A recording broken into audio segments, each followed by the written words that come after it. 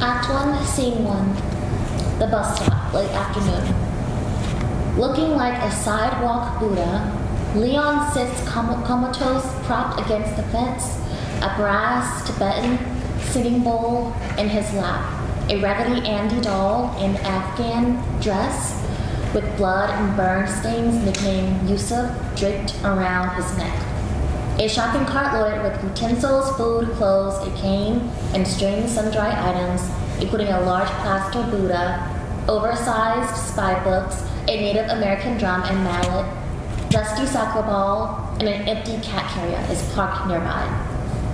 It's sweltering, but Leon is swaddled in a soiled winter coat and hood. His eyes hide behind broken sunglasses.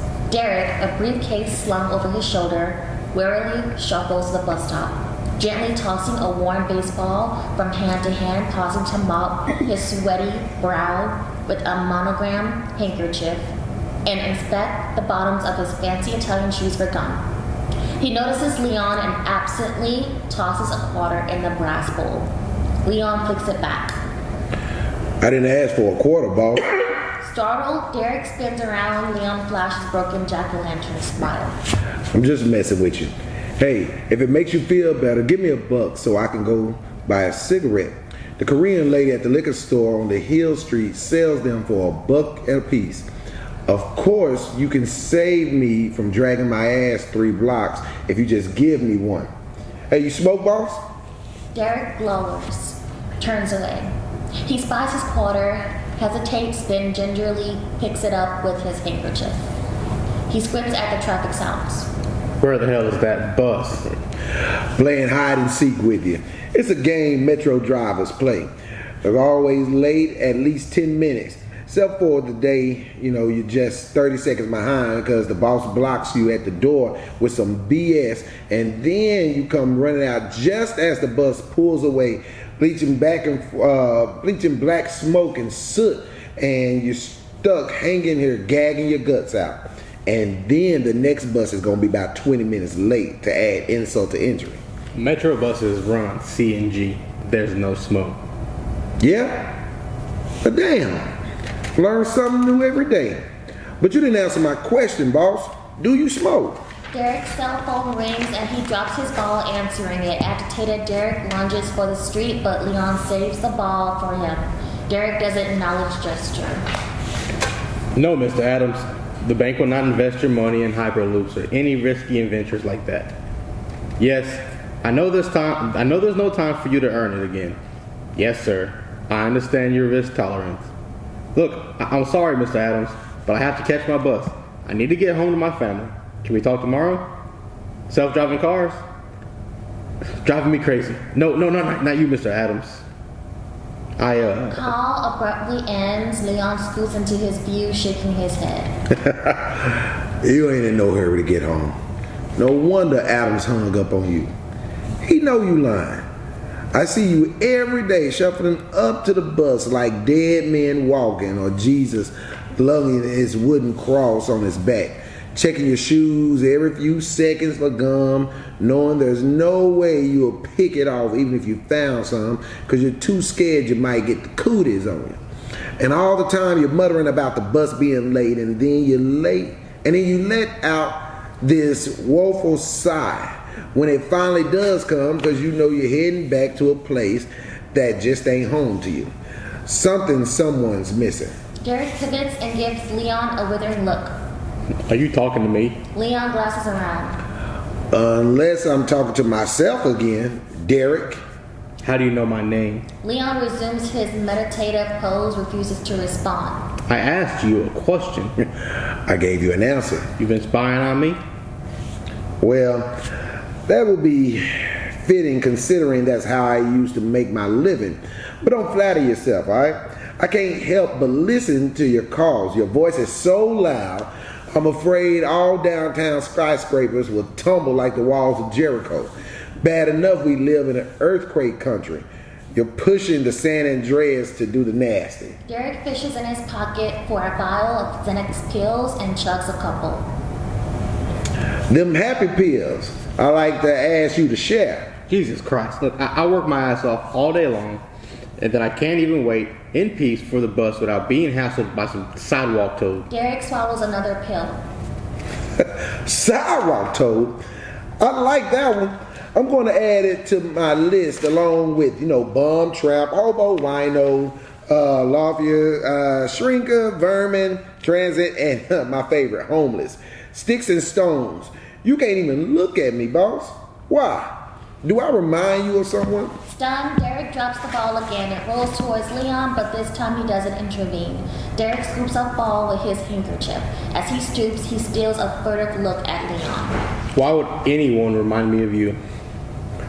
A sidewalk toad? Leon squeezes Raggedy Andy, then twitching starts tapping the sidewalk in a rhythmic circle, an OCD tick. Boss, we all have secrets. Hey, your bus is coming. Outside sound of bus approaching. Derek sighs, starts to exit. Leon momentarily blocks him. Hey, don't forget my cigarettes, Derek, and matches. Blackout. Act 1, Scene 2. Same bus stop, late afternoon, a couple days later. Leon is nursing with a wet sock, a bruised and bloody cheek. His sunglasses lie smashed at his feet. The Tibetan singing bowl is on his lap, and Raggedy Andy is draped around his neck. The setting is a bit edgier. A homeless man's tent is pitched nearby. Next to it, a sleeping bag, and there's graffiti on the sidewalk, and another angry place card on the construction fence. Derek, waiting for the bus, glances at Leon. Hey, it's okay to look, boss. If you look hard enough, you might even discover your own humanity. And yeah, just to let you know it hurts. Derek looks away. You ain't even curious? A fellow human being gets the stuffing kicks out of him and you look the other way. It's not that I don't care or I'm unkind. I just want to catch the bus in peace. Leon begins chanting Buddhist peace mantra. Shanti, Shanti, Shanti, Shanti. It's the Buddhist motto for peace in the universe. You want to join me? Derek turns his back again and shuffles away several steps. Leon tries another tap. He pins the Tibetan singing bowl on his lap and it resonates. Derek spins around, furious. Oh, come on. Leon starts hoarsely singing verses from Gabriel's mother's Highway Ballad number 16 blues. I don't know, but I've been told. Come on, children, come on. The streets of heaven have all been sold. Come on, children, come on. Come on, people, now it's time to go. Go to where a man can dwell. Come on, Gabriel, blow that thing. Come on, children, come on. Derek ignores Leon. Sure. You can strut a couple of blocks uphill and catch the bus near the country hall. But then you might not get the seat that you want and be forced to stand all the way to the bench, jostling against the other strandees. End of the day is hot, deodorant wears off, and you smell some fat slob's armpits and bad breath. God forbid he might bump against you. Okay. What happened to you? My urban tax was overdue. Derek gestures to 10. Did your neighbor collect? Jose? He's too busy collecting bottles and cans to mess with me. Besides, he knows better. He knows I'm Afghan. He knows I'm an Afghan vet. Army intelligence. Do you believe I was an officer? Derek ignores questions, peers down the street for the bus. Leon squints up at Derek. Excuse me if I don't make eye contact, boss. Ever since my little incident overseas, I don't see so good. Especially late afternoon, the sun glares getting me. Derek rummages in coat for his Ray-Ban sunglasses and a pack of cigarettes. Hey, thanks. But I can't let you have my Ray-Bans. They cost me $200, but I did get your cigarettes. Derek tosses pack in Leon's bowl. Matches. Derek sighs, tosses matches in bowl, then slides a couple steps away. Better not light up. I'm allergic to smoke. And gum, germs, bow and homeless folks, all of that. Don't worry, boss. I'm not lighting up. I don't smoke. It's against my religion. You're a Mormon? Buddhist. I push broom at the monastery in Little Tokyo. The monks there don't allow smoking. They say as Buddhists, they try to remain open to cravings while not acting upon them. They also think smoking is harmful to self and others. Then why in the hell did you ask me for cigarettes? That pack cost me $8. Derek reaches to retrieve pack, but Leon whips it away and buries it safely in his coat. They're for my friend Eddie. He smokes like a chimney. You may have seen him on Grand by the Music Center. He's an artist. He draws forehand pictures of Mickey Mouse and Goofy and sells them because he doesn't like to beg. Eddie knows everything about Disney animation. Ever wonder why Mickey only has 4 fingers and a thumb? Derek swallows a Xanax pill, shields eyes to scan for Bus. Damn, Bus. Keep it up, Metro. There's gonna be a riot. Leon hoists himself up by climbing the fence and fishes in his shopping cart for 2 drawings. Plops back down and holds artwork close to his weak eyes. Yep, 3 fingers. Eddie says it was faster for the animators to just draw 3 fingers. Here, you can have it. No thanks. I got a Goofy too. He also has just 3 fingers. Of course, he's a dog. He should have paws. Leon expects Goofy drawing, spits up at Derek. Hey, Goofy sort of looks like you, Derek. He's lanky, good looking, with an legal smile and delicate pupils. Little disheveled. He's wearing a green t-shirt, a Mets baseball cap turned backwards. Got some stubble in his chin. Wild red hair like Van Gogh. But it appears he has both ears. They stick out. All his right forearm, he has this weird tattoo of some angry old saint or angel waving a sword. It's the Archangel Michael, I think. I don't know really. Derek rolls around. You're not describing me. You're right. You're just way too conservative, even for a banker. What do you got against color? Time out. What kind of game are you playing? That man you described is my brother. He's been missing. How do you know him? I don't. God's true. I never met him, at least not in person. You know, reckon you can't be any good in Army intelligence if you don't see what others don't. But I've seen your son. My son? Yeah. 2 Saturdays ago outside the last bookstore on Spring Street, that's where I get my spy books. Katie brings them out to me because she knows I'm leery of going inside buildings. You were with your boy about 6, I assume. He was your son. Cute kid. He was excited to be downtown. Leon strokes Raggedy Andy with one hand. I waved, but you looked right through me, and I thought we were bus buddies. Bus buddies. Yeah, right. Leon offers both drawings to Derek, but he doesn't accept gift. Here, take them both. Give Mickey to your boy. You keep goofing. Leon strains to rise, stumbles to the ground, but Derek doesn't help him. Can you give me my cane from my cart? Come on. Boss, I'm a disabled vet. Derek hesitates a beat, then complies. Jeez. Rummaging in the cart for Leon's cane, his hand wrapped in handkerchief to ward against germs, Derek notices Leon's spy books. I can see you're into spy books. Double agents, Taliban, at least you read. I do more than read. But what do you care? Derek hands Leon his cane, then wipes his hand on his suit jacket. Leon pushes the drawings. Hey, don't be a dick. Take them. Bad luck if you don't. Derek opens his briefcase. As if I need more bad luck. Just drop them in. Leon takes his time, deliberately touching Derek's papers with his cooties. Thank you. Enough, alright? Just leave me alone now. And my family too. Pretend you don't know us, okay? Derek turns his back and is instantly accosted by an aggressive panhandler, a drug addict. Hey, man, I need $1.75 for the bus. Cut the crap. I already gave you cigarettes. Bug off. The panhandler clasps Derek's shoulder with his grimy hand. Derek spins around and recoils. Who the hell are you? Give me my money. The would-be robber reaches into his back pocket, but Leon intervenes. He shoves his shopping cart into the man's back, bowling him over. A pocket knife drops to the ground. Leon quickly kicks it away with his cane, then brandishes the stick at the thief, rises to confront him. Don't even think about it, Thomas. Rubbing his sore back, Thomas glares at Leon, then shuffles in retreat. Derek is shaking, Leon is calm. Damn, that was close. That freak would have stabbed me. He was too stoned to hit his mark. But lesson learned, Derek. Don't turn your back on anyone. Not on these streets. Not in these times. A lot of angry people coming together for all sorts of reasons. Everyone has a story.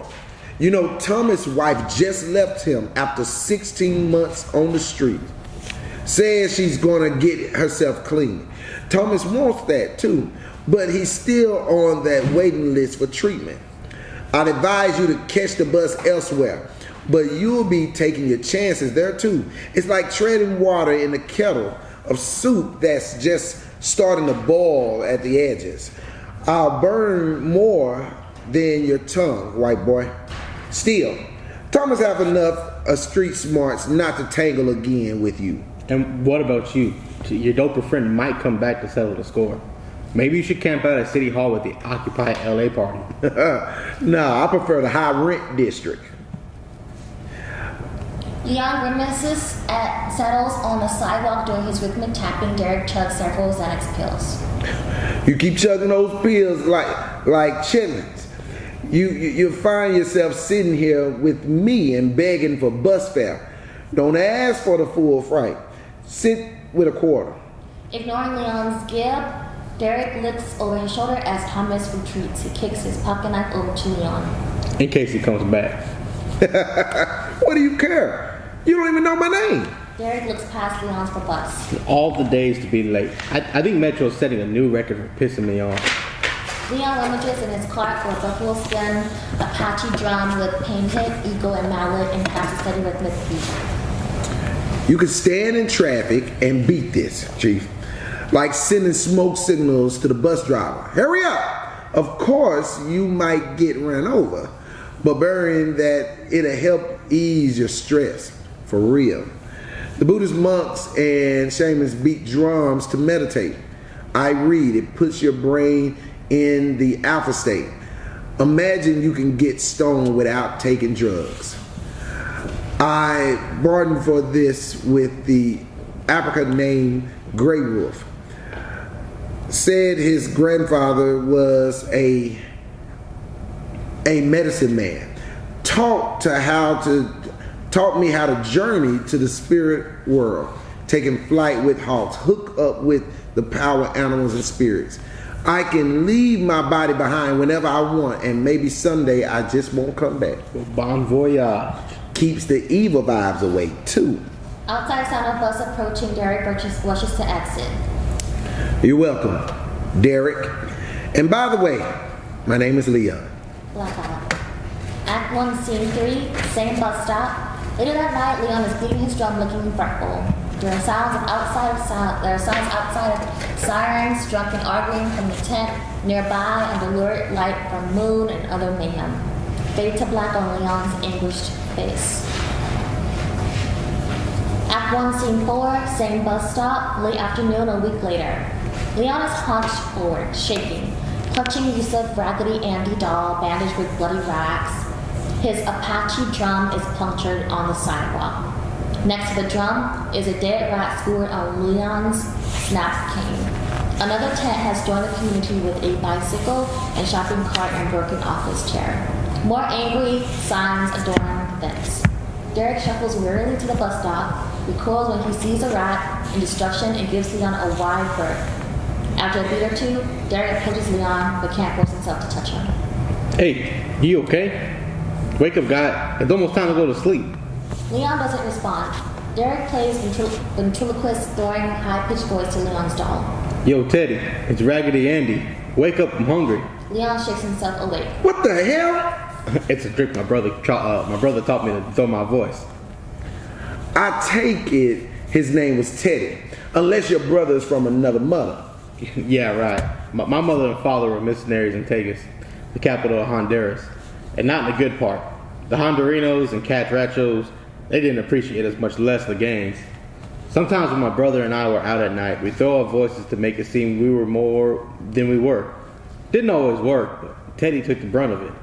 He always had my back. Too bad nobody had your back. What happened? I'm doing penance for the sins of my past lives. Huh? I don't mind the pain. I deserve it. So the creep came back. Thomas? Hell no. He OD'd. Good riddance. I guess addicts don't last long on the streets. Are you asking or telling me? It really depends. Some people live the good life here for 20 years or more. Miss Paula, who camps out by the old street Vibrant Cathedral, by the old St. Vibrant Cathedral over there, has managed for about that long. Make some mean grits on her little sterno stove. I think they had blessed her once. Wouldn't eat her grub. Miss Paula got street smarts. That's how she survives. What about someone like Goofy? You know, the guy you described in the drawing? If he were to hit the streets. If he walked around in a daze like you, he'll be burnt toast before he could butter him. Then the rats would eat him. That's not funny. I didn't say it was. Rats are mean. You see that rat screwed on my cane? He tried to eat my cat. We battled all night like Hemingway's Old Men and Sea. It was an epic battle. Raised such a racket. Rat was as big as a small pig. He pounced on the cat carrying and dragged my poor cat out by his tail. I kept poking the rat. He buried his teeth and snapped off chunks of the cane like it was beef jerky. Finally, the cat ran off and spared the bastard. He could lay his beady eyes on me. Derek looks like he'll puke. Leon's mouse. I'm just messing with you, boss. Same dudes that smashed my drum pulled that stunt. They didn't like the drum beat. Too metonic. But you gotta beat like that you sync your brain waves. Get them in an alpha state so you leave your body and journey. I told the bastards to fuck off. They were throwing off my rhythm. Now they live here. Leon gestures to tents. There goes the neighborhood. Leon tenderly strokes his doll's head. Scared poor Yusuf half to death, didn't it? Leon presses his ear to the doll's painted mouth, sniffs air. What's that you say, Yusuf? Something smells like Barar camel shit. It's his cologne, or maybe it's just fear. I came back to make sure you're okay, not to be insulting, because I could have stayed away. Leon laughs. Like hell you could. You're drawn to me like a maggot, yet you get close and you don't see me. You see someone you don't want to see. Maybe your reflection, maybe something else. It's an enigma. I just wanted to make sure you were okay. Sorry, boss. I'm out of gold stars. Asshole. Leon fishes in his coat for his reading magnifying glass and holds it up to Derek. Take a look in the mirror. Like what you see? Derek tries to kick away his glass, but Leon nimbly whips it away. Nice move. I see you can take of yourself after all. Yeah, right. It's amazing we're both still alive. Speak for yourself. I'd tell you to move, too, but every bus stop I tried this past week is the same. I don't feel safe. The natives are getting restless. So where are the police? Too busy where you live, ticketing people for jaywalking or not picking up their dog poop.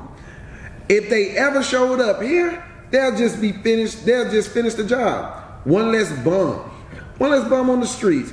And speaking of bums, the bus are barely moving today. I overheard there's a fire on Flower Street. Arson is one of the high rises. Just my luck. More time in the danger zone. Derek tosses a whistle in Leon's bowl. What's that for? You know. And if I blow it, will you come? Leon blasts whistle, then again and again. Stop it. I rest my case. Man, I don't know why I bother with you. My parents raised me to be kind to the down and out. You keep pushing me to the edge. I keep saying you're drawn to me, man. Maybe if I was an artist like Eddie, I'll ease the lines. Leon pulls up gnarled fingers. But my hands are too bent. Doesn't matter. You see me. You see Teddy. We're both goofy characters. We both dog your dreams. And there ain't nothing you can do about it, brother. Derek rolls and fires his baseball at Leon. It hits him in the padded chest. Leon grips the ball, stunned. You're not my brother. Woo! I didn't see that coming. Lucky I have a pattern. Give me my ball back. Leon holds up a menacing finger with a hand holding the ball. He cocks his wrist. Derek backs off, his shoulders sag. Please.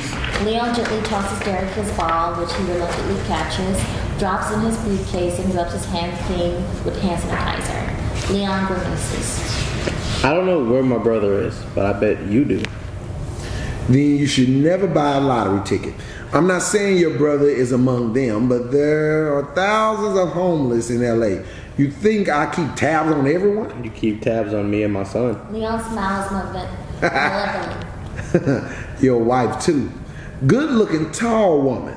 I was doing my rounds at night, pushing my cart around the same month I watched you and your son coming out of the last bookstore. You and the missus, I assume, was beating the path from the Disney concert hall to the garage. What the fuck? It was during one of them hot spells, still about 80 at night, and she's wearing this heavy milk and all made, this heavy mink and all made up nice and glittering and dragging you along like you was playing Follow the Leader. Again, you didn't see me. In fact, you gave me a wide berth. Guess you thought I hit you up for a quarter, huh? I hung around and to make sure you and your lady didn't get mugged. You drive a nice set of wheels, a Range Rover. Why are you stalking me? We're bus buddies. I'm not the only one who catches the bus, just here.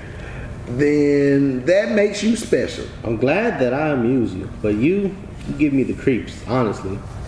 No doubt. I make you feel uncomfortable? You have, I have not. That has nothing to do with it. If you say so, tell me the truth. You think I'm ugly? I stink? Derek mute. The most nicknamed me Little Tanga or Iron Crouch Lee. I read up on him. Lee is one of the 8 immortals of the Taurus Pantheon. Ugly, smelly dude with a dirty face and scraggly beard because it took over a beggar's body after he died when his own was cremated by mistake while he was checking out heaven on the sly. He walks with the aid of an iron crouch. He walks with the aid of an iron crouch where he could fly like Superman. Lee has a short fuse.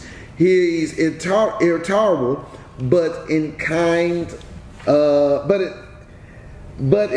of poor. The sick and the downtrodden.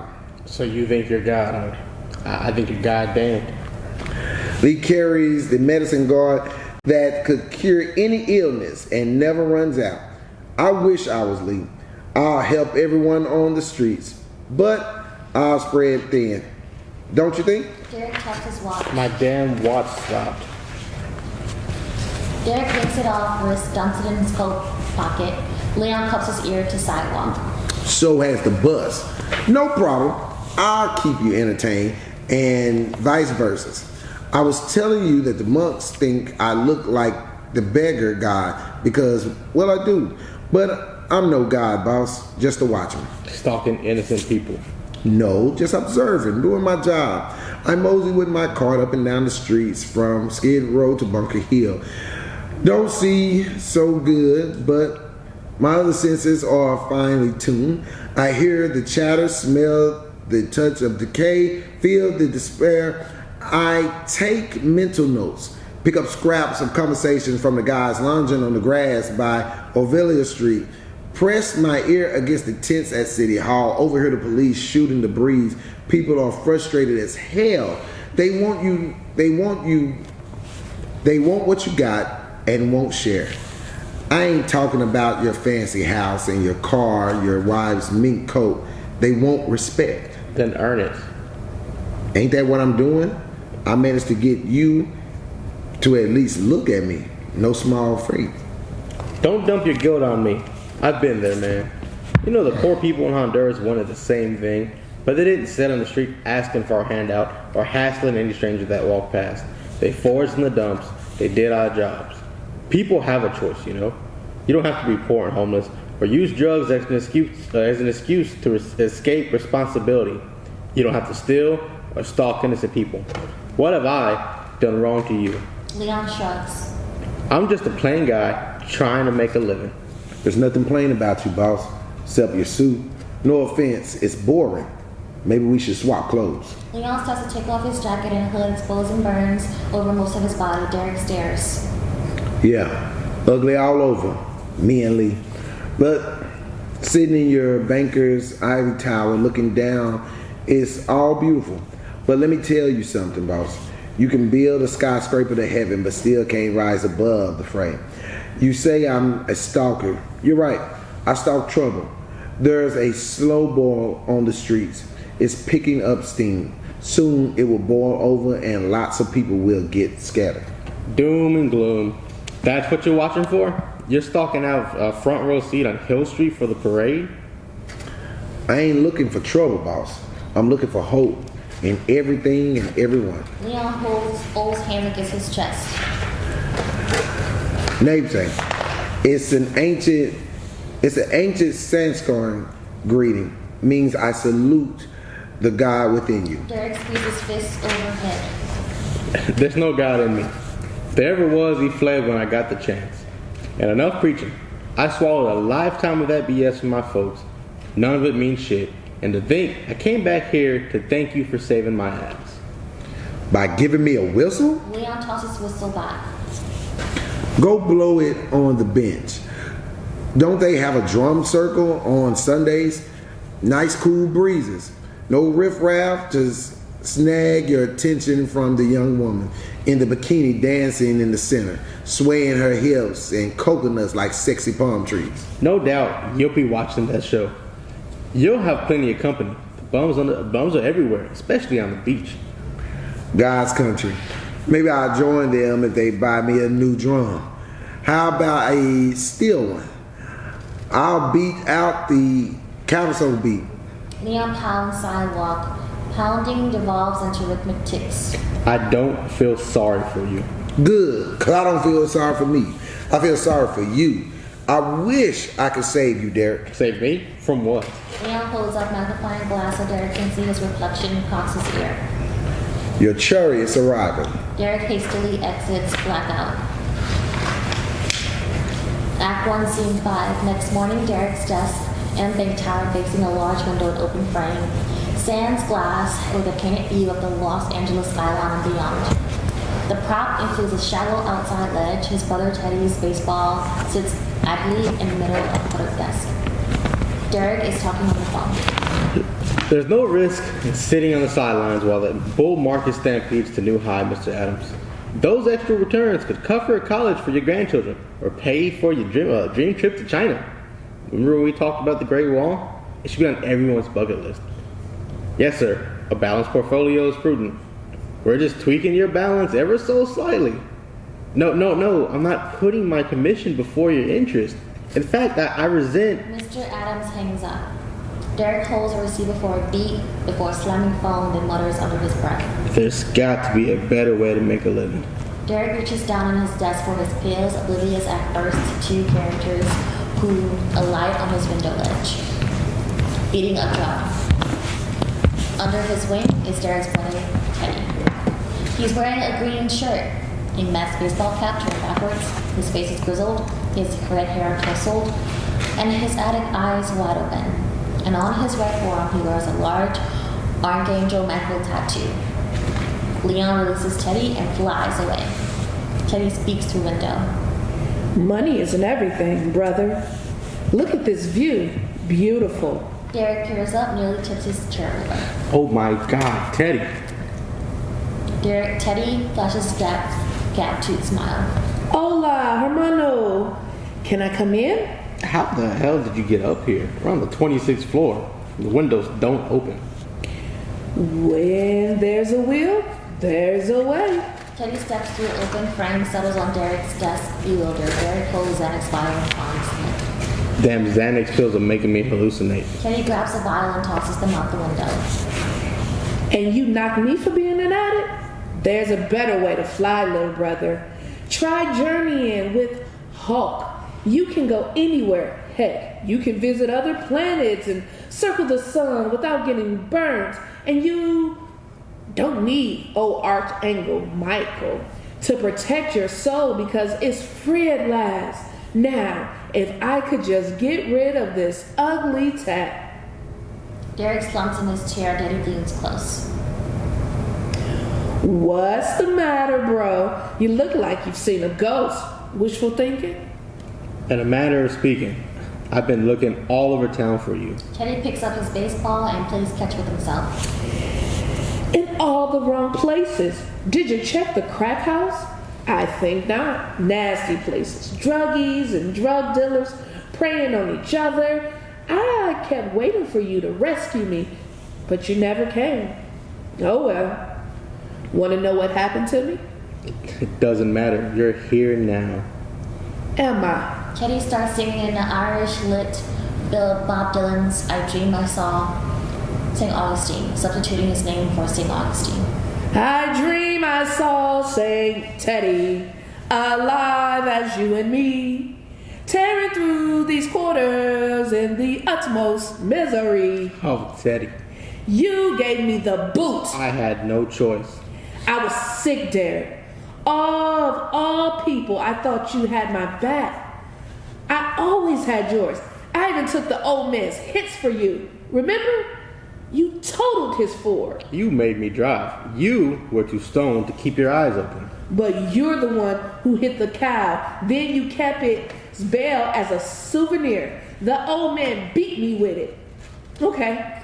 I got even, your prize art collection, those ivory walrus tusk sculptures. Didn't look for the dog sled, one with the scrimson. I stole it. Got $50. That cost me $2,000. Teddy feigns getting high, closes his eyes in ecstasy. Like I said, money isn't everything. What about love? Derek glares at Teddy. It's hard to love someone who doesn't love himself. But I always loved you. Still do. But you're dead. Wow. You can see the ocean and your Mac mansion from up here. Teddy pretends to swim. It's Alexa's house. Her folks financed it as a wedding gift, but they put the deed in her name. She constantly reminds me I felt like a goddamn tenant. Like I was? Still. It was good while it lasted. I enjoyed the ocean breeze. Can you still taste the salt in the air? The taste of adventure. You came a long way, Derek. Far from dirty old Tegas, but you're still a street kid. Teddy. That's what my brother called me. Not the imposter who's ashamed of me, my rough edges, but that's just a veneer. Until you can peer through the veil and see the humanity in everyone, you'll never find me. But I see you now, Teddy. You're here. Teddy leans forward and toys with Derek's lapel. That bitch dresses you well, Armani. Don't you talk about my wife like that. Teddy laughs wickedly. You sold your soul, Derek. Derek springs to his feet. Get out. Showing me the door again, brother? No, the window. Derek shoves Teddy to so hard, he drops the ball as he topples backwards through an open window frame, leaving Derek shuddering as if reeling from a bad dream. Then he realizes what he's done and races to look out the window, but Teddy. it's too late. Teddy, oh my God, come back, brother. I need you. Please, I'll forgive you. Blackout. Act 1, Scene 6. Same bus stop is 6 weeks later, late fall. The skies are gray and ominous. Leon is engaged in his tics, tapping the sidewalk, oblivious to the growing homeless encampment, but peering at Derek through half-swollen, bruised eyes. Leon's clothes are even more ragged. Derek wears a stylish trench coat. He's moaning and scrubbing his cheeks. Oh God, what have I done? What the hell have I done? Derek gasps for air. He pulls Goofy drawing from his briefcase and studies it before sticking it on the fence already crowded with angry signs. Then, turning his back, he slides wearily down fence until his coat gets snagged. Derek angrily pulls away, turning his coat to find Leon crying and wiping his bloody nose. Are you mocking me? Leon shakes his head sadly. I'm crying for you, boss, because you can't. I don't see no tears. Outside sound of bus pulling up. Derek pauses, bites tongue, but says nothing. Leon folds his hands in namaste greeting. Derek shakes head, exits, blackout. Act 1, Scene 7. Same bus stop a week later. Leon shows signs of more abuse. An effigy of a police officer dangles from fence. The homeless camp has grown. Beer bottles and trash and feces litter sidewalk. Derek disgusted steps over the debris to wait for bus. Like a pox, spreading everywhere. At least you can avoid it. Me, it's my karma. Well, maybe it's mine too. Nah, boss. I've been wrecking my brain trying to figure out why you just don't drive your new Range Rover to work and steer clear of this dump. Are you a marshmallow or something?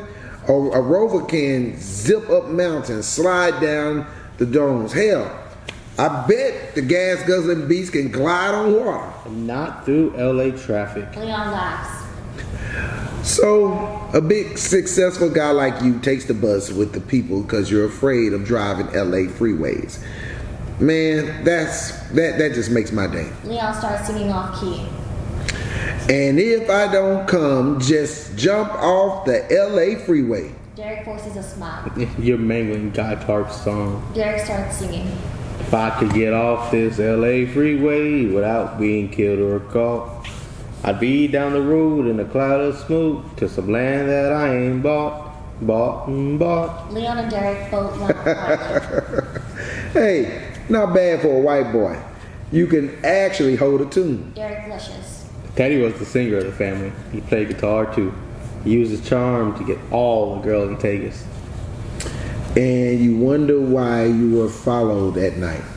Forget the game bangers. Their best friends wanted payback. You play around with some guy's pussy, especially here, Romeo gets his guts ripped out. Maybe then the police will come. Derek sobers. I've checked with the police. They haven't seen Teddy. But you have, Leon. I know it. You described his tattoo to a T. A lucky guess. I've seen a lot of tattoos. You want to see mine? Please, we're bus buddies. Just tell me about Teddy. Leon gestures to nearby encampment. Is this a conversation or an interrogation? I know all about waterboarding and other ways to force a man to spill the beans. You don't have to torture me for yourself, Derek. Truth is, I see your brother every day. Junkies on every corner and every bus stop. You see them shaking when they're coming off of a high. This before their next fix. Makes my ticks look tame. The drool walk around in circles holding ghost conversations. Some cuss at the top of their lungs. You see the office workers scatter like buckshots. And you never want to look into a junkie's hollow eyes and see their swollen pupils so dark it's like they're reflecting black holes that swallow their souls. And then you find some crapping on the sidewalk or pass out in the front of the McDonald's. Flies buzzing around, the strained butts, blackened feet poking out their treadbare shoes. If their shoes haven't been stolen, with whatever money or food stamps or cigarettes they got on them. If I were old Lil, I'll pour out my cauldron on these pitiful streets like a powerful tonic of wash Teddy back to you, and then you could all play on the beach in your drum circle. Leon holds his hands out like a pouring cup and follows the invisible water flow to the sidewalk. He slides his ear down to the pavement. Your bus is coming. Outside sound the bus approaching. Derek exits. Blackout. Act 1, Scene 8. Same bus stop late afternoon. Next day, Leon is holding the dog playing with his soccer ball as Derek nears. Protect the ball. Use them. Watch the sides. Pass it. The soccer ball slips past the dog. Derek saves it from bounding into traffic. Nice save. Yusa's quite a soccer player. He precocious for his size. I'll say he's an amazing boy. What about your son? Is he into sports? Derek shares his good humor. Is this a conversation or an interrogation? Well, it's two bus buddies having a talk, trying not to think about how late Metro will be today. Passing the time until the bus finally comes. I won't ask about your son if it bothers you. I won't even ask about nothing personal. We'll keep it light. So tell me about old Teddy. I don't want to talk about him. Want and need don't apply the same, don't accompany the same plane, boss. You got so much hurt balled up inside. If you don't talk to someone soon, you might explode and take half of downtown LA with you. And you're too cheap to pay a therapist. So instead, I should mouth off to some crazy homeless guy. Derek shuffles away a few steps. Leon struggles to rise and pursue him, but wobbles. Derek reaches to catch him, but backs off and Leon hits ground. With difficulty, he rolls over and sits propped against the fence. Derek softens. My brother would have lifted you up, gently placed you in your shopping cart, and wheeled you up to the nearest bar, bought you a beer. With my money. After that, he'd take you home like some stray dog. You'd be best friends. And for a while. A man after my own heart. Teddy would have captured it. He loved everybody. Reminded me of Will Rogers. Teddy never met a man he didn't like, and that went double for women. You like the women too, boss, huh? Hey, look, I don't play around. Too busy making enough money to keep your own woman from playing on you? Is she? In that big old house, there's a lot of room. Derek frowns and takes flight. Enough said. Tell me more about Teddy. He joined the mariachi band to woo women. Played a guitar room. It's the large, deep-bodied acoustic bass. And he sang with this Irish lit, even though we were Yanks. The ladies swooned. Derek chuckles, swings like a love-sick senorita. And when he wasn't getting laid, Teddy got into all sorts of trouble. With me often getting tangled up. He once hot-wired a dairy farmer's tractor, took me for a reckless ride, and damn near tipped us over. I flipped a Humvee. Told my CO it was ID. Teddy tried to ride a cow, but Bessie almost stomped him. Then the fool says he's thirsty and dips his hands in a barrel of warm, unpasteurized milk. Ever milk a camel? Nasty creatures, the worst. Teddy tried to catch him, and Teddy tried to get me to drink. I didn't, but I had to clean up his shit later. The folks made me do his laundry. Once we were swimming in the creek, Teddy caught a baby catfish up his ass. Didn't faze him though. I didn't realize at the time Teddy was already a stoner. Then, another time, Teddy pushed me down a small hill in the barrel. When I screamed, he ran like the human flash, leaped over me, and cushioned the blow with his head before the barrel could hit the wall. After that, Teddy got even goofier. Sounds like quite a character. As kids, Teddy and me were like fleas on a dog's tail. You couldn't shake us. And Teddy was kind.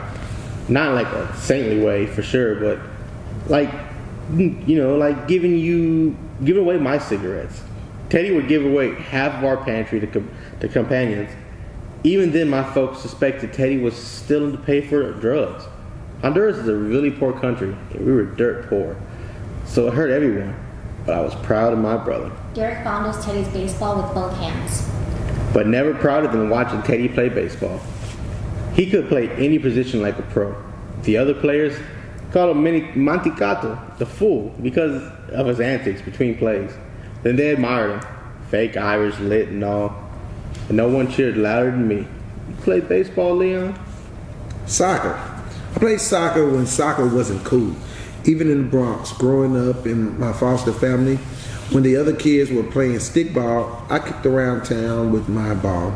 Of course, that was when I could move freely and didn't have ball and wire or rubber bands holding my spines together.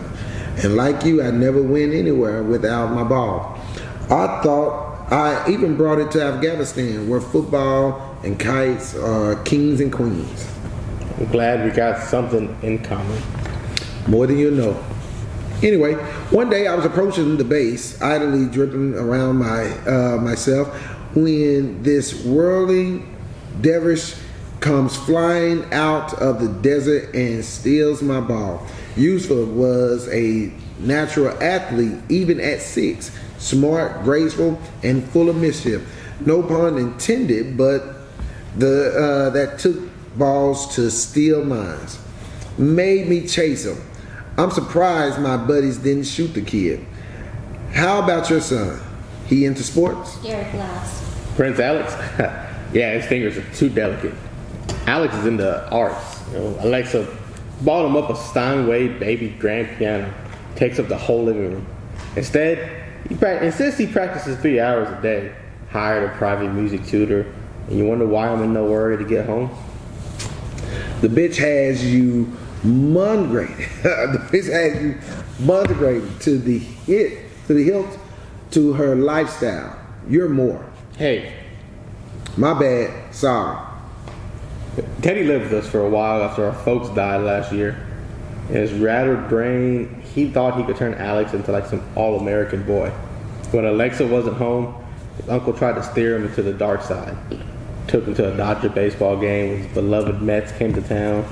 Fed him 2 Dodger dogs, nachos, carbonation milk, 2 Cokes, and peanuts. Alex threw up on Alexa's 100-year-old Persian rug. And Derek turns grim, swallows Xanax pill. Suffice it to say, Teddy's not living with us anymore. Derek's cell phone rings. No, Alexa, I won't forget to pick up milk on the way home. Yes, fat-free. Oh, you trust me with your dry cleaning too? I'll be sure to drag it on the sidewalk again. Give it that trendy used look. Okay, it's not funny. But for the umpteenth time, Alexa, I don't blame you for Teddy. I know all about danger. He was a threat, right? Gritting his teeth, Derek looks down to see Leon's flame-tailed face. What? your bus is here. Derek taps Teddy's ball against his forehead and quickly exits, blackout. Act 1, Scene 9. Late that night, a tent in a park. For purposes of the story, it's Palisades Park overlooking the ocean in Santa Monica near Derek's home. Leon, dressed in his human hall costume, watches apprehensively as Derek confronts a transient who shouts from inside a tent. Hey, I'm trying to sleep. I ain't bothering nobody. Fuck off. Sorry, buddy. I gotta find my brother. Can I show you a picture? The tent flap zips open and a machete is thrust out menacingly. Leon flutters closer to intervene if necessary. Oh, I don't want any trouble. Then get the fuck out of here. There's a reward. Medium-sized, skinny guy, curly red hair. He's wearing a Mets baseball cap and an Archangel Michael tattoo on his right forearm. Fierce-looking angel waving a sword. How much reward? Derek pauses to consider. $100? The transient sneaks peek at Derek, illuminating him by pressing his flashlight against side of tent. That's all your brother's worth? You cheap son of a bitch. Maybe more? Transient flicks off flashlight. Go home, asshole. You're wasting time here. I'm pretty sure your brother's dead. Some whacked out junkie jumped up from the cliffs the other day. Broad daylight. Heard he ran to the edge screaming, I got it. Like he was catching a fly ball. Derek backs away, stunned, disbelieving. I didn't read anything in the papers. A junkie dying ain't news. Besides, you never hear about suicides. Derek touches tent flap, tries to force Teddy's photo inside. Here, just take a look at his picture and... The transient thrusts his head and a machete through the tent, opening nearly goring Derek, who stumbles backwards and falls. Leon flies toward the tent and hovers over Derek, wildly flapping his wings. The transient sniffs, then abruptly retreats inside his refuge. Shit! What stinks? Is that you, asshole? For the last time, get the hell out of here! Leon wraps his wings around Derek's head and ushers him to safety, leaving Teddy's photo and some feathers behind. Act 1, Scene 10. Leon and Derek's bus stop. The next day, late afternoon, Leon's plaster Buddha has been defaced with red spray paint, matching the stain on Leon's face and jacket, which Leon is struggling to remove. He has more neighbors, as evidenced by a broken office chair, bicycle and more tents and angry play cards on the fence. Derek blows up to the bus stop, scraping the soles of his expensive Italian shoes against the fence and venting. He's angry and exhausted. Dookie, I can't believe I stepped in some bum's dookie because he had to wash my back on this goddamn street. Fucking animals. I hear you, boss. Same thing happened to me. I was taking my morning constitutional and stuck my cane right in it. Fresh dookie. A guy yells out, "Get the fuck out of here." I yell back, "Why don't you use the gas station, buddy?" Spare me the sarcasm. I get it. Some gas stations and restaurants make you use a restroom key, but what about public places? Try doing number 2 in the bathrooms at the Union Station or the Central Public Library. The junkies are shooting up. The needles are all scattered on the floor. Some bearded jerks taking a shower in the sink. I took my son to see our historic train station. And we sat down in those padded chairs in the waiting room, and Alex suddenly screams. He's covered in fleas. The transients kept here all day, and once my wife and I took a conservancy tour of one of the old Broadway theaters, we hear some racket in the back, and there are 2 street people doing it. Is that what they call street theater? It's not right. Look, I pay my taxes to keep downtown beautiful. So, the winos and junkie can live the good life. Hey, it's a free country. But not at my expense. It's a disgrace. They ought to make the mayor and every council member grab a broom and clean up our streets. Or get out of Dodge. I know what you're thinking there. What, for the grace of God, go. But I'm not taking a guilt trip with you. Oh, that rock is already blasted off. It's halfway to Mars, circling the Milky Way. I'm grateful that I don't have to live like that. No one deserves to be on the streets. I know someone who ran out of luck. It's not luck. Come on, as a banker, you know something about economics. Supply and demand. Not enough housing, rises rent. People work 2-3 jobs to keep a roof over their heads. I know there used to be a lot of manufacturing jobs that paid a decent wage. Now these folks work at McDonald's and Burger King, or sew your $100 shirts in sweatshops in garment districts for pennies and pennies a sleeve. Kids get out of school saddled with debt. Vets get discharged with a monkey on their backs. It sucks, man. Well, the winos and junkies aren't feeling pain, nor the people who are going around talking to themselves. Like you? I didn't think anyone was listening. Now I know better. Leon smiles and quickly his tone becomes somber. Sure. Well, the winos and junkies are feeling no pain, nor the people who go around talking to themselves. Like you? I didn't think anyone was listening, but now I know better. Leon smiles and quickly his tone becomes somber. Sure. There's some whacked out folk on the street. And yeah, some wouldn't accept a roof over their heads if it meant that they had to play by the rules and get sober. But most of your sidewalk toes, present company, accept it. Don't want to be here. And what's more, Derek, we watch out for each other. Like my friend Gray Wolf, who patches me up and taught me to journey outside my body. He gave me the drum. And how many cigarettes did you bum for that? Aunt Bessie on Hope Street sews up people's clothes. She actually has a room in Pico Union, but takes the bus here every day to help out. From Homeless Outreach does what he can.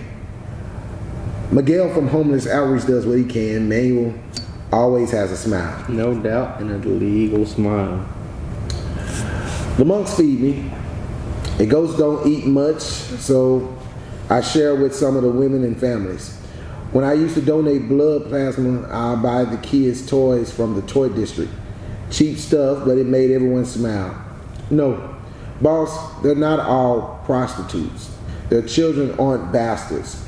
Truth is, many are like Catalina, who got tired of being a human punching bag, or Debbie, who got sick and lost her 2 jobs, or LaWanda. She got kicked out when they kept jacking up her rents. Billy's an ex-con, a skilled mechanic, but if he's honest on his job app, ain't no one gonna hire him or house him for that matter. And the vets and their demons make strange metaphors. Leon gestures to adjacent tent. PTSD every night. It's like I'm back in Afghanistan.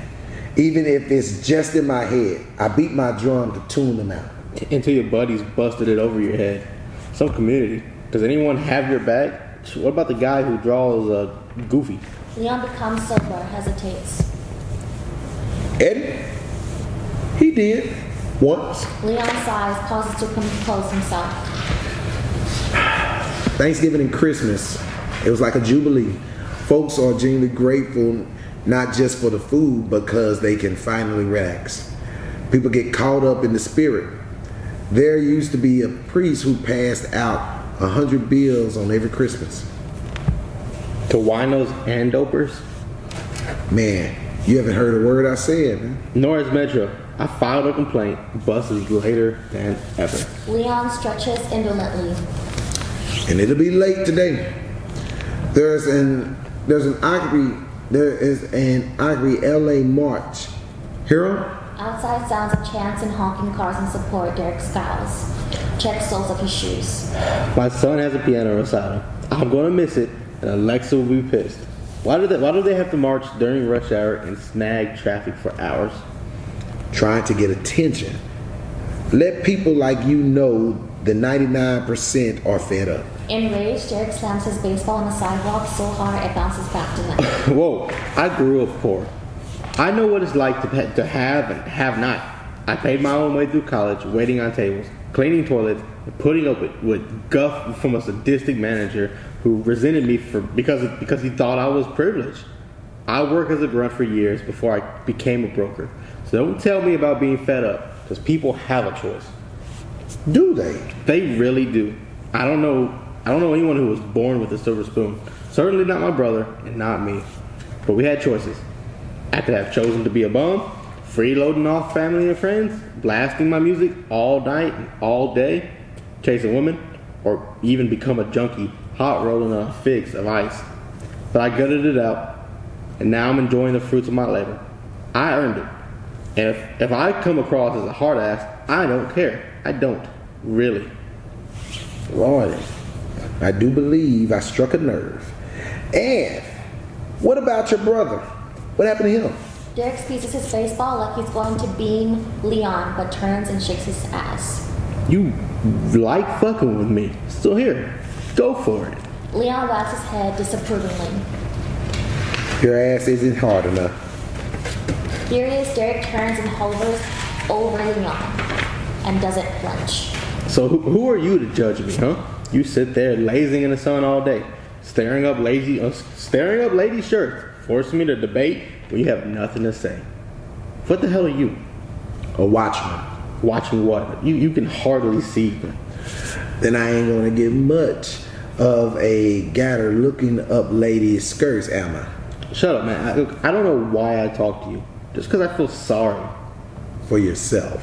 How dare you? I speak the truth. You know what you did, Derek.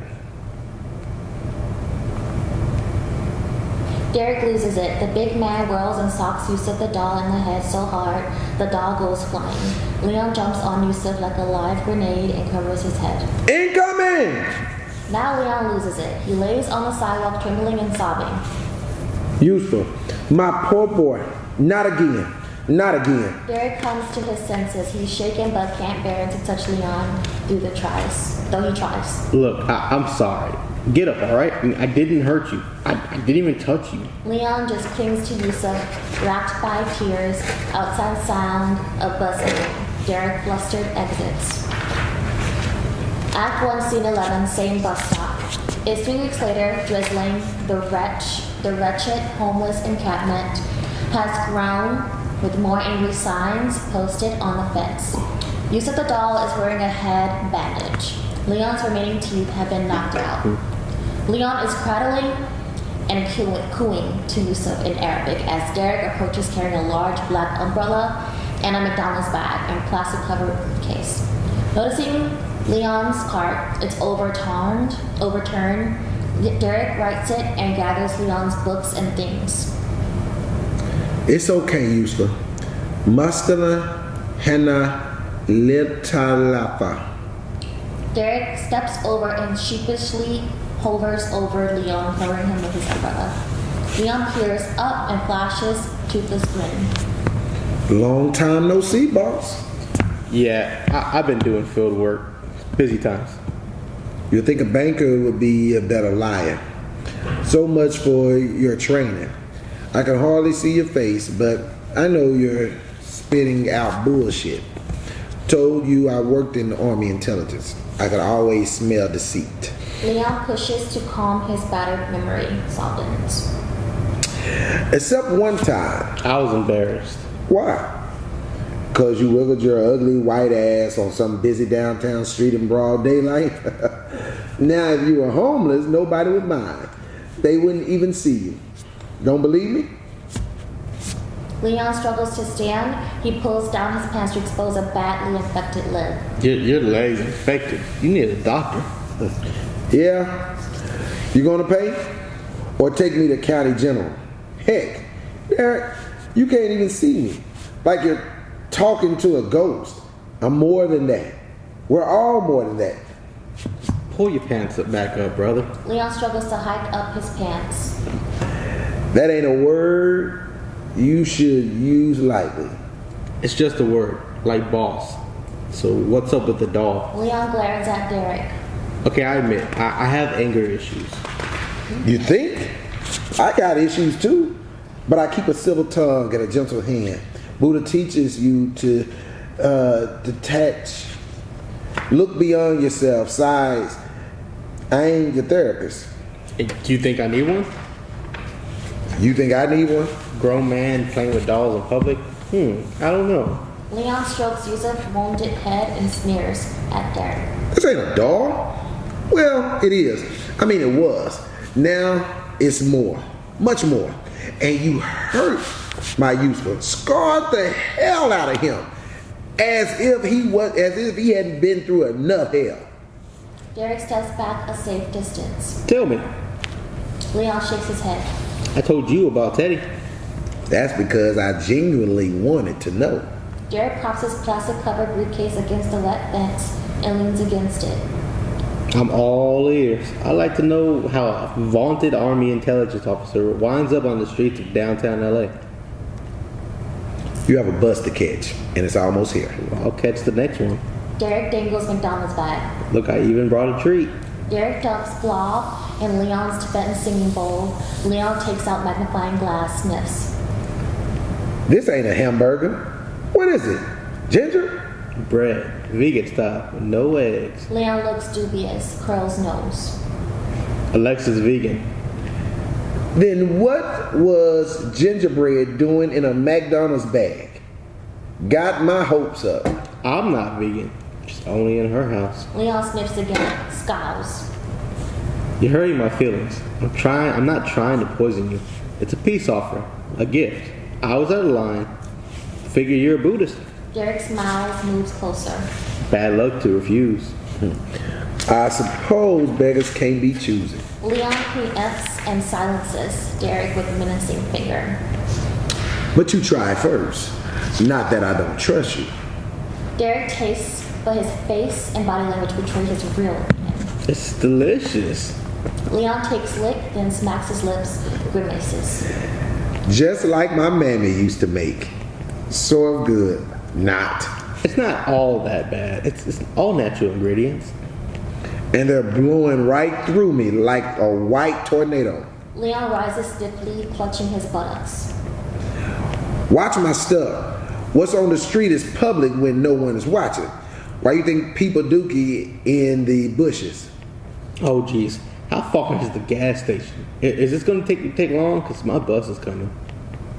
It's coming now. The bus? No. Hold up your umbrella. Give a man some privacy, please. Leon starts lowering pans. Derek, mortified, holds umbrella at arm's length, shielding Leon. Oh, come on. I am. Leon grunts and farts. Derek is increasingly agitated. I'm getting wet and it's raining. I'm dry. I like this big old umbrella. Feel like I'm on the beach under the boardwalk. Leon starts singing. Under the boardwalk, we'll be having some fun. Sing with me, brother. Derek turns head the other way, embarrassed, looking around furtively for witnesses. I don't hear you, Derek. Singing speeds things up. Derek turns his eyes to the skies, beseeching heaven. When it pours. Still can't hear you. Derek winces, reluctantly starts to sing, then Leon sings next verse. Under the boardwalk.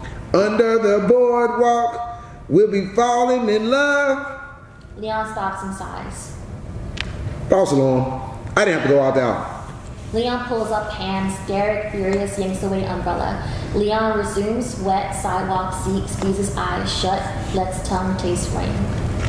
Well, ready to hear my story? I told you how I first met Useful. First he stole my ball, then my heart.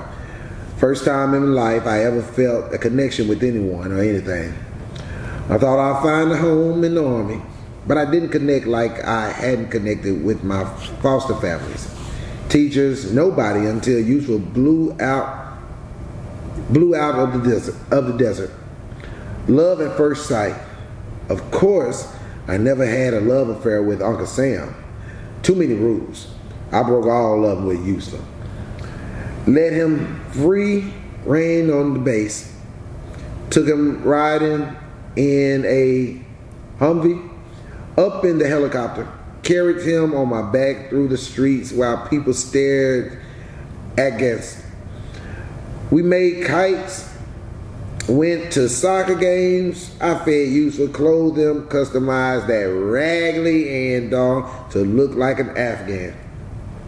Outside sound of bus approaching, Derek hurriedly exits. Leon shakes his head, then scoots over to nearby tent and dumps bowl of gingerbread in front of it. Got a treat for you. Yeah, come get it. Leon looks up the street, listens to subsiding bus engine. Asshole. Act 1, Scene 12. Same bus stop, late that night. A garbage can glows like it's burning. Leon's books have been torched. Leon appears as a human hawk clutching his useless raggedy anti-doll. The scene is bathed in lurid lights with sounds of agitation on the street. Cussing, fighting, screaming, a stray gunshot. A beer bottle is tossed and shatters at Leon's bare clawed feet. He coughs and struggles to take flight, flapping his wings, but one wing drags as if clipped. Grounded, Leon blows Derek's whistle. A high-pitched wail for help, but it's in vain. No one responds. Act 1, Scene 13. Same bus stop, 3 weeks later, late afternoon.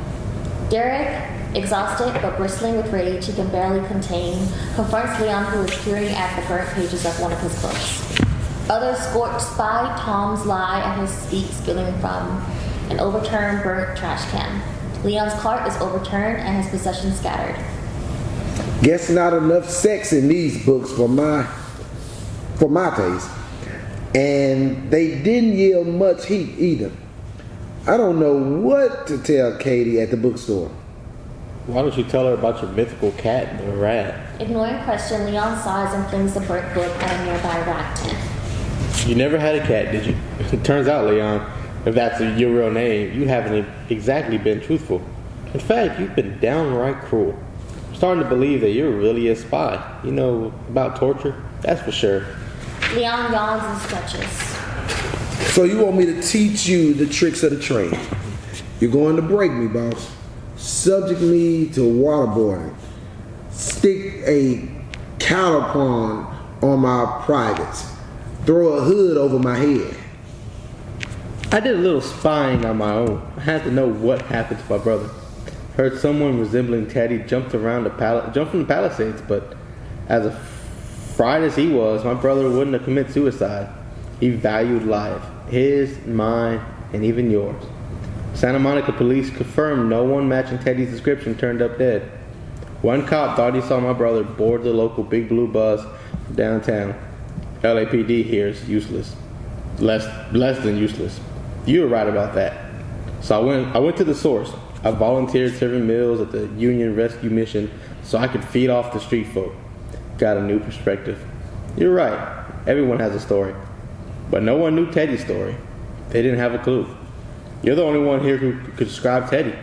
But that's not enough to incriminate you yet. When I described you, faces lit up like a pinball machine. Seems you have a violent streak. Few mess with Leon. Unless they're prepared to take a beating.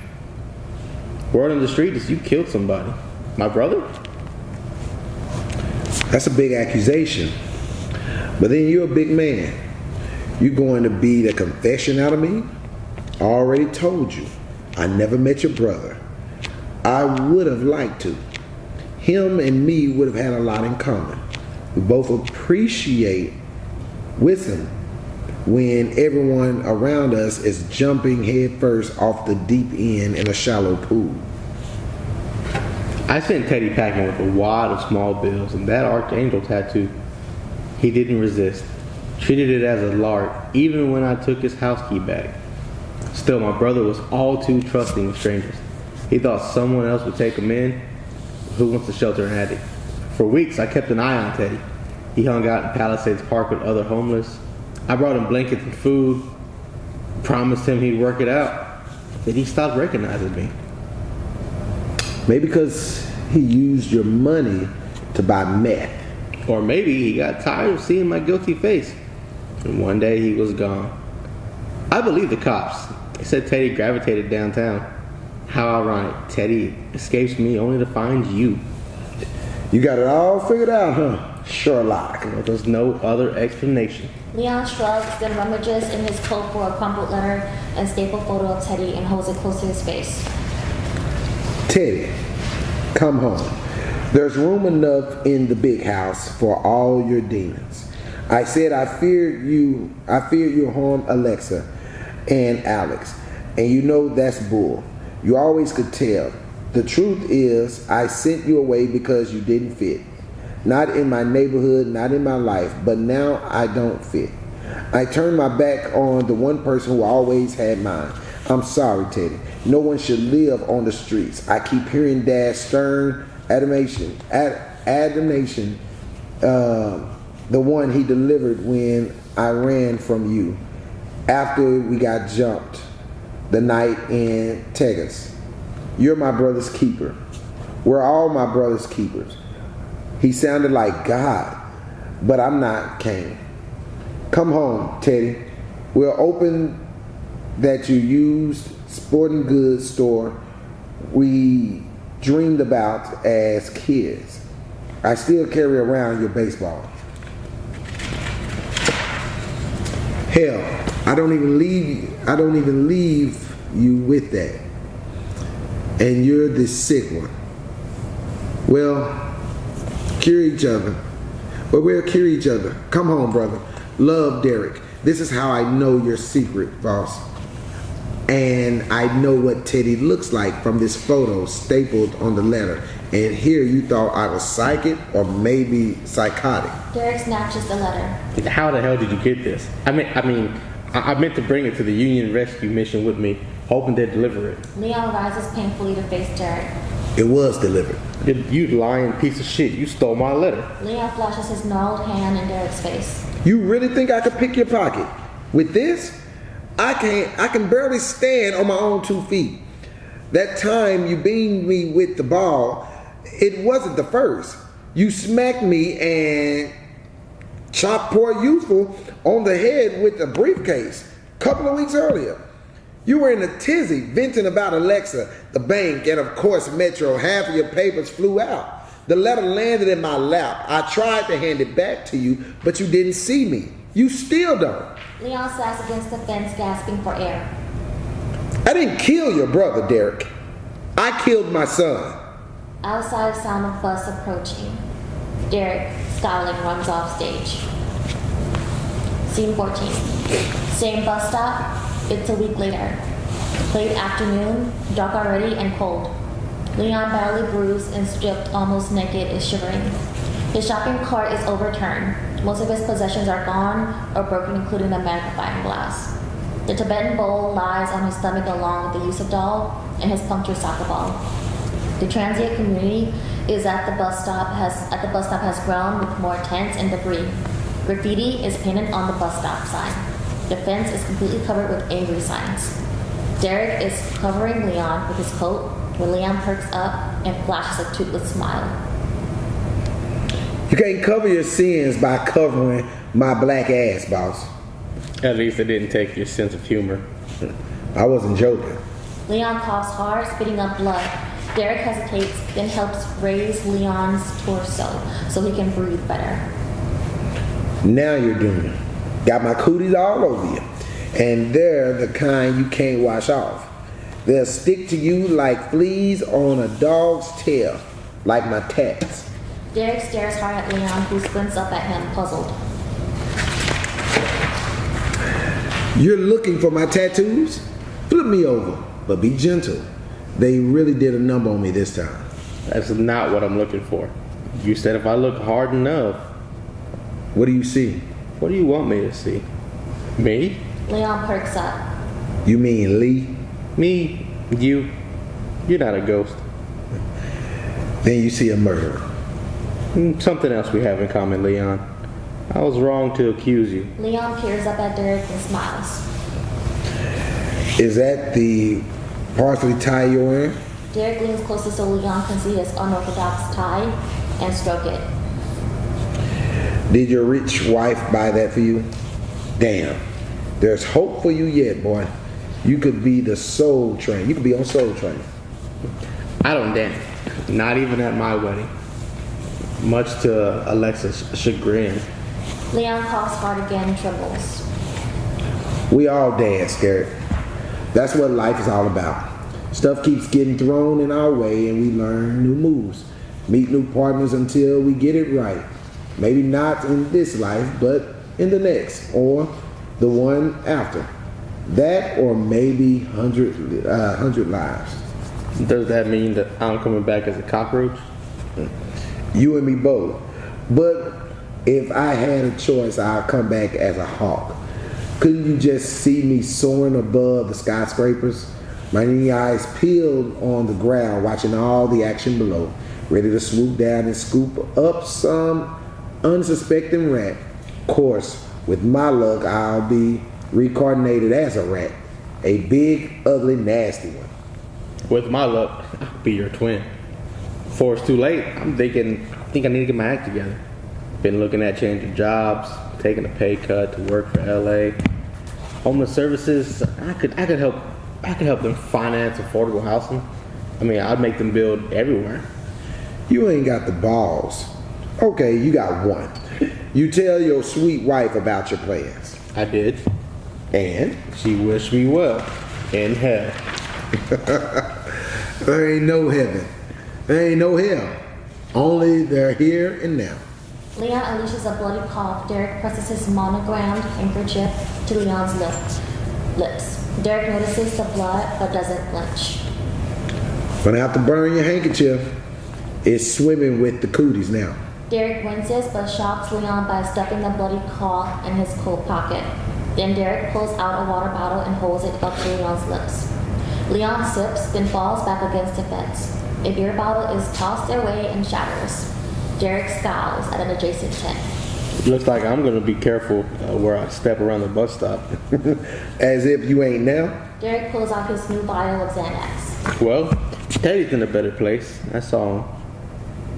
You keep chugging those pills, you can see a lot of things. Derek starts to take a pill, then pivots and tosses all the pills into the scorched can. No, I journeyed. I joined the drum circle on the beach, got carried away with the rhythm, and then out of the corner of my eye, I spied him. Teddy looked a lot younger. His skin wasn't mottled. He had all of his teeth, but it was Teddy grinning from ear to ear, strumming that big guitar and tapping the cowbell I stole after the crash. He seemed peaceful and very dead.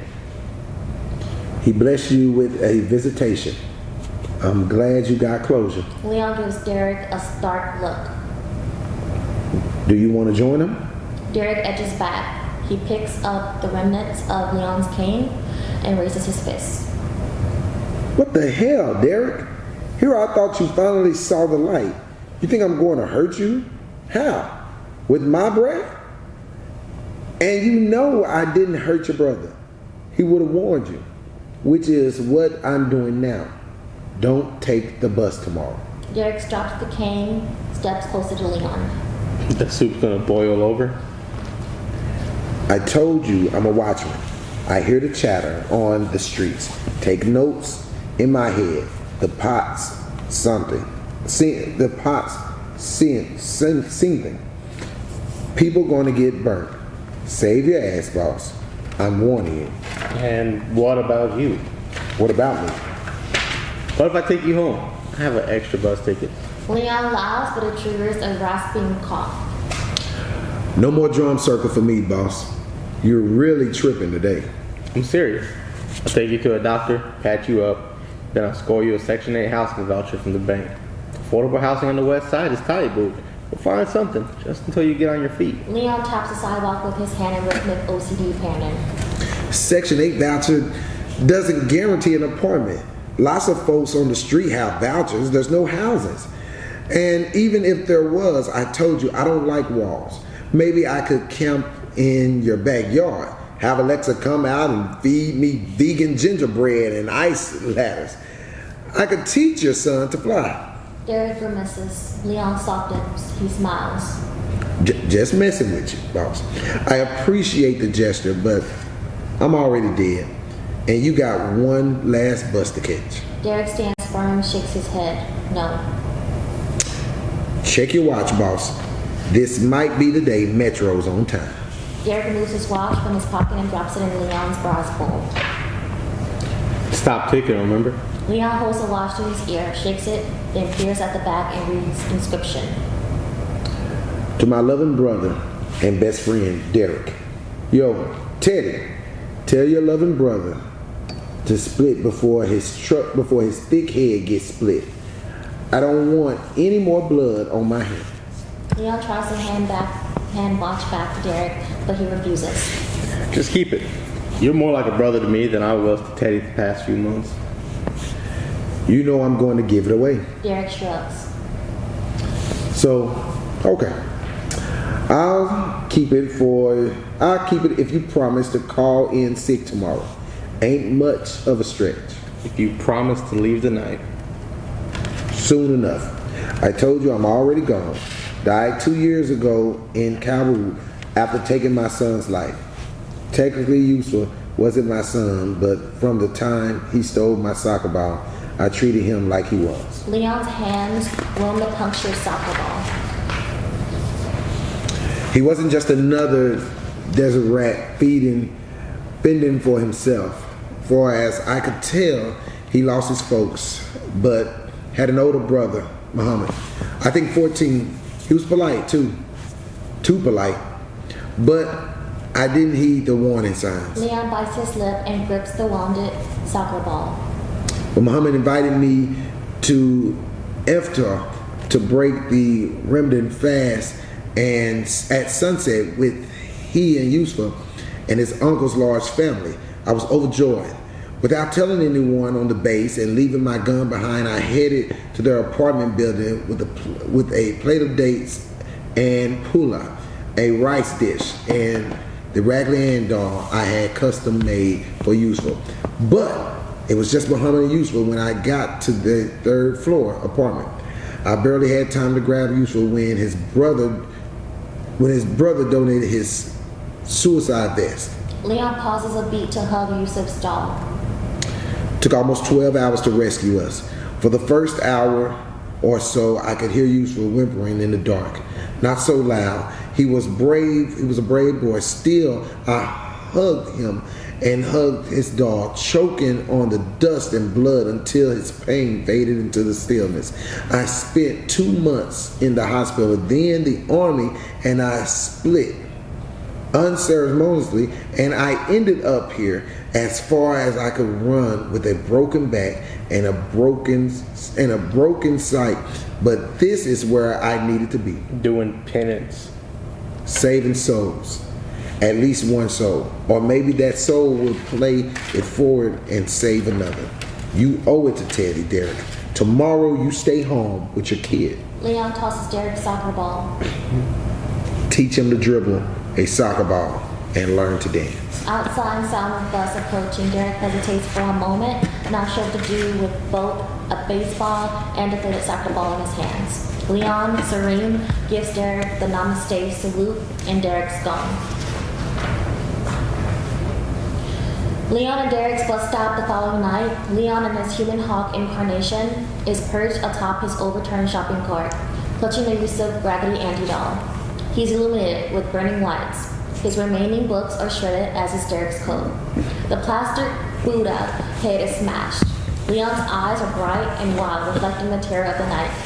Police radios cackle with riot updates. Sirens blare. We hear the taunts of rioters outside challenging police, tear gas being fired, gunshots, explosions, and screams. Act 1, Scene 16. Same bus stop 2 days later. Yellow caution tape rings the vandalized bus stop.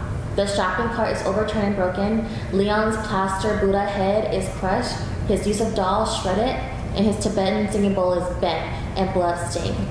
2 crime scene investigators are gathering evidence. One gloved detective holds up the bowl for inspection. Derek jogs up, bewildered and desperate. Detectives, what happened to Leon? The detective inspecting the bowl looks up. The homeless guy who hung out here. You knew him? Yeah, I know him. Sorry to tell you. He's deceased. Got caught up in the riot the other night. Derek blanches, grabs his stomach as if he'll puke. Jeez.